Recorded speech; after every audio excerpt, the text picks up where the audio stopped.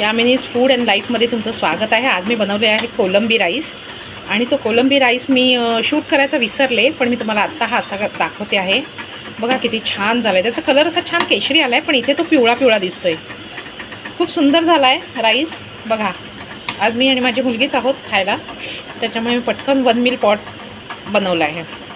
Potato आहे, त्यात कोलंबी आहे. ही बघा, कोलंबी अशा टाकल्या आहेत छोट्या छोट्या, गाजर टाकले थोडं, टॅमॅटो, तेलावरती दालचिनी, 2 काळ्या मिऱ्या आणि तमालपत्र असं टाकलेलं आहे. फ्राय करून घेतलं. मग त्याच्यामध्ये बटाटे टाकले, बटाट्याचे तुकडे, आणि मग ते फ्राय करून घेतले. मग कांदा टाकला, उभा कांदा, तो परतवून घेतला. मग त्याच्यात हळद, तिखट, मीठ, लाल मसाला तो घालून ते परतवलं छान.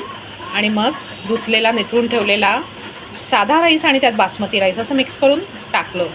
त्यात दुप्पट पाणी घातलं, म्हणजे 1 वाटी राईस होता, अर्धी वाटी कोलंबी होती, बटाटा वगैरे, तर दुप्पट पाणी घेतलं.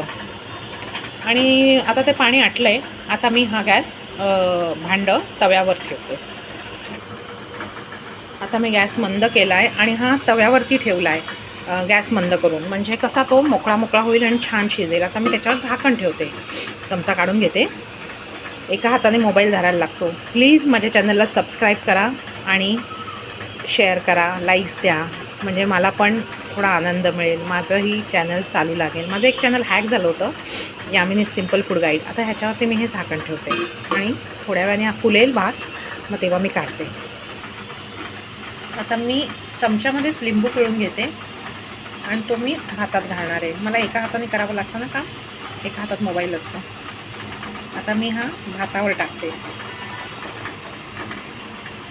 हे बघा, हा लिंबाचा रस आता मी ह्यात टाकते आणि मी हा असा हलवून घेते भात. मोबाईल इथून तिथून सरकतो आणि मग आता हा बंद करते थोड्या वेळात, 5-10 मिनिटांनी. ह्याचा कलर केशरी छान आहे, पण तो इथे पिवळा पिवळा दिसतोय.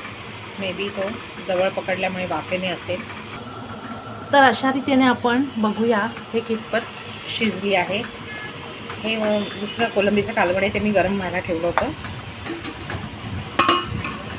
वा, छान झाली आहे, छान झाली. आता कोलंबीची खिचडी, कोलंबी भात, कोलंबी राईस छान झाला आहे. आता मी गॅस बंद करते, कारण इथून प्रचंड वारा येतो आहे. हा हा हा, काय सुंदर वाटतं आहे, थंड थंड, आणि त्यात असा गरम गरम कोलंबी भात. वाव, मस्त. माझ्या चॅनलला सबस्क्राईब करा. Bye, take care, good night.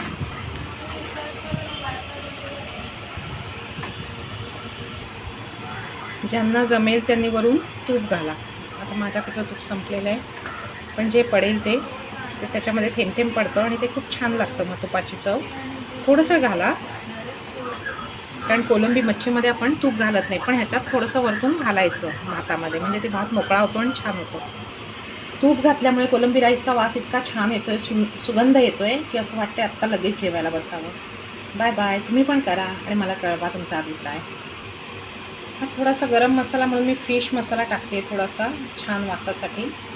तो आपण टाकू वरून आणि मग एक छोटीशी वाफ देऊन हे परत बंद करतो, म्हणजे फिशचा वास छान येतो. आता मी खाऊन बघते आणि तुम्हाला सांगते.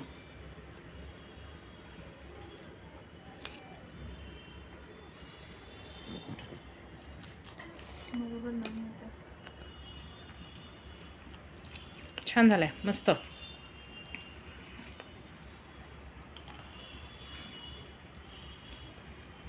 तुम्ही पण नक्की करा आणि मला सांगा कसा झाला.